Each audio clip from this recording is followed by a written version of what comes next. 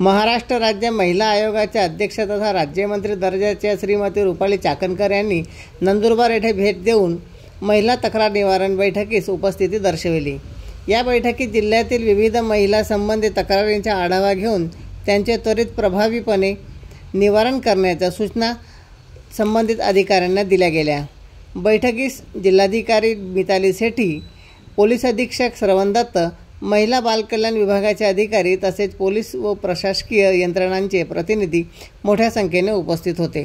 श्रीमती चाकणकर यांनी स्पष्टपणे सांगितले की महिलांच्या तक्रारी हे केवळ कागदावरील मुद्दे नसून त्या त्यांच्या अस्तित्वाशी जोडलेल्या आहेत।